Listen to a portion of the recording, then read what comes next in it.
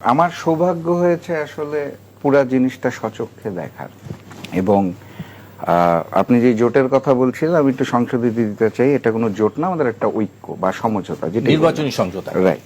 তো এই জায়গাটার থেকে এই যে সমঝোতাটা বা ঐক্যের মধ্যে যে একটা ফাটল ধরলো বা ভাঙন ধরলো, আপনি যেই ভাষাতেই বলেন না কেন, এইটার পিছনে যদি স্পেসিফিক কাউকে দায়ী করতে বলেন তাহলে এটা সো ডিফিকাল্ট, আপনি কাউকে স্পেসিফিক দায়ী করতে পারবেন না। যখন কোনো জিনিস ভাঙন হয় তখন চারপাশে অনেক থিওরি সৃষ্টি হয়, মন গড়া অনেক গল্প সৃষ্টি হয়। তো এই জায়গাটার থেকে আপনি যখন সোশ্যাল মিডিয়াতে যাবেন দেখবেন জনগণ বলছে যে ক্ষমতার লোভে ইসলামী আন্দোলন চলে গেল। এখন আমি দীর্ঘদিন একসাথে এই দলগুলোর সাথে রাজপথে ছিলাম, পীর সাহেব চরমনায়ের সাথে আমার বারবার কথা বলার সুযোগ হয়েছে। আমি আমার জায়গা থেকে কখনো দেখি নাই যে পীর সাহেব চরমনাই ক্ষমতা লোভী একজন মানুষ। তো যদি বলা হয় ক্ষমতার জন্য ইসলামী আন্দোলন চলে গেছে, আসন কম পেয়ে চলে গেছে, কারো ইন্ধনে তৃতীয় পক্ষের জন্য চলে গেছে, বা আমাদেরকে আলাদা করে দিয়েছে, যেইভাবেই আপনি দেখেন এই জিনিসটা সত্য বলে আমি মনে করি না। আমি যেটা মনে করি সেটা হচ্ছে ফ্যাক্টরটা, আসন একটা পয়েন্ট ছিল অবশ্যই, কিন্তু এর সাথে আরো অনেকগুলো বিষয় ছিল। দেখুন, একটা পরিবারে যখন পিতা মাতা ভাই বোন আমরা 4-5 জন থাকি, কোনো একটা বিষয় আসলে সবাই একমত হতে পারি না, এটাই স্বাভাবিক। সেখানে আমরা প্রথমে 7টা দল ছিলাম, বিডিপি যোগ দেওয়ার পর 8টা দল হলো, নমিনেশন সাবমিট করার আগে 3টা দল এসে যোগ দিল, হয়ে গেল 11টা দল, 11টা দলের শীর্ষ নেতা, তাদের সাথে অন্যান্য নেতৃবৃন্দ, তৃণমূলের কর্মী, এটা একটা প্রচন্ড চাপ। এই চাপের জায়গা থেকে যখন আলাপ আলোচনা হয় সবকিছু মিলবে না, এটাই স্বাভাবিক। সবকিছু মিলে যাওয়াই বরং অস্বাভাবিক আমার কাছে মনে হয়। তবে ওই যে আপনি ভাইকে যে প্রশ্নটা করছেন, কে মূলত দায়ী, আমরা সবাই দায়ী। এটা স্পেসিফিক আপনি ইসলামী আন্দোলনকেও দায় দিতে পারবেন না, স্পেসিফিক্যালি জামাতকেও দায় দিতে পারবেন না, আমিও এখানে দায়ী। নেগোসিয়েশন টেবিলে আমিও ছিলাম।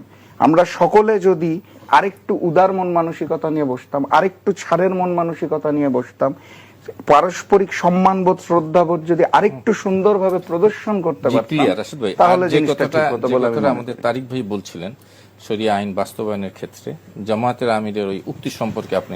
আচ্ছা, না, সেটা যেটা আমি বলবো, এই জায়গায় সম্ভবত একটু ভুল বোঝাবুঝি হয়েছে। আমি যেটা বুঝি সেটা হচ্ছে খ্রিস্টান সম্প্রদায়ের একজন সম্মানিত ব্যক্তি বের হয়ে মিডিয়ার সামনে যেটা বলেছেন।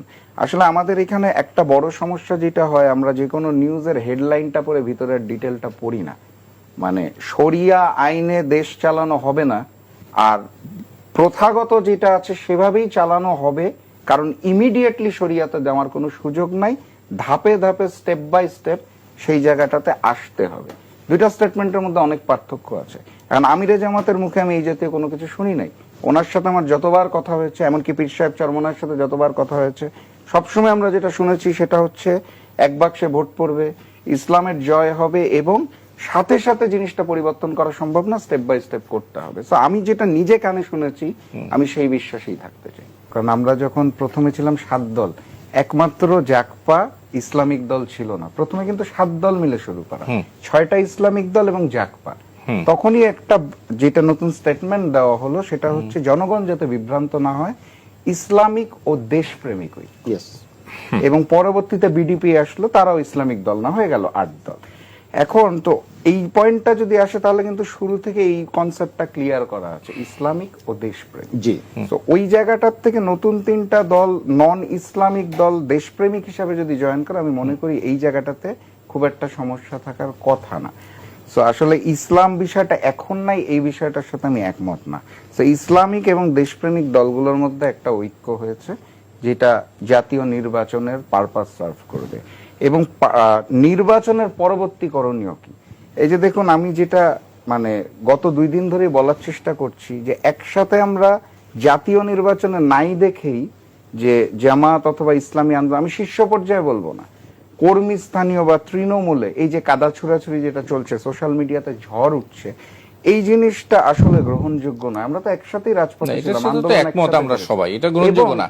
কিন্তু আমি শেষ করে দিই, সেটা হচ্ছে জাতীয় নির্বাচনটা শেষ হওয়ার পর আমরা যে বলছিলাম দেশ গড়তে হবে, আমি তো এখনো বিশ্বাস করি জাতীয় নির্বাচনের পর দেশ গড়ার ক্ষেত্রে জামাত, ইসলামী আন্দোলন সহ আমাদের সকলের একসাথে কাজ করার সুযোগ আছে। সেই পথ আমরা কেন বন্ধ করব? সুযোগ এখনো আছে একত্রিত হওয়ার। নির্বাচনের আগেও আছে, সেটা না হলে নির্বাচনের পরেও আছে, দেশটা তো করতে হবে। তো ওইটা আসলে এই জায়গাটা আমাদের বন্ধ করা উচিত, কাদা চুরাচুরি। আমরা একসাথে রাজপথে ছিলাম, নির্বাচনের ক্ষেত্রে হয়তো আলাদা হচ্ছে, নির্বাচনের পর আবার এক হতে পারে, এটার মধ্যে সমস্যার কিছু নাই। আর আপনি যেই পয়েন্টটা বলছিলেন, প্রশ্নটা, এবং ভাইও যেটা বলছিল যে ইসলামিক দেশপ্রেম, আমার মনে হয় এই কনসেপ্টটা প্রবলেমেটিক না। এবং পরবর্তীতে যে তিনটা দল এসেছে তারা ইসলামিক দল না, আমার দলের মতোই। সো এটাকেও খুব একটা প্রবলেম হিসেবে দেখার সুযোগ নাই। আর ভাই একটা বলছিল সর্বশেষ যে চুক্তি, আসলে আমাদের মধ্যে ওইভাবে করে কোনো চুক্তি হয় না যে কাগজ কলমে সাইন দিয়ে যে জিনিসটা করা। এবং নতুন তিনটা দলের আগমনের টাইমটা আমার কাছে মনে হয় এইটা নিয়ে একটু ভুল বোঝাবুঝি সৃষ্টি হয়েছে। কারণ যখন আমরা ডিসেম্বর মাসের 12 তারিখ থেকে যখন আসন সমঝোতার বৈঠক করছিলাম, তখন একটা ফরম্যাটে আমরা মোটামুটি চলে এসেছিলাম। তো ওই ফরম্যাটটার পরবর্তীতে জমা দেওয়ার আগ মুহূর্তে, আমি বলবো একদম শেষ মুহূর্তে যখন তিনটা দল আসে, তখন আসলে আবার নতুন করে বসতে হয়েছে আমাদের, যেই কারণে ঘোষণা আসতেও কিন্তু অনেক দেরি হলো। আমরা তো সাবমিশনের আগেই টোটাল 300 ডিক্লেয়ার করতে চেয়েছিলাম।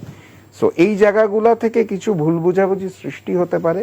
তবে আমি বিশ্বাস করি এখন একে অপরকে যে পয়েন্টগুলো দেওয়া হচ্ছে, এগুলো আসলে অতখানি গ্রহণযোগ্য না যতখানি গ্রহণযোগ্য করে দেখানো হচ্ছে। আমি কোনো নির্দিষ্ট দলকে দোষারোপ করব না, আমি দুই পক্ষের কথাই বলবো।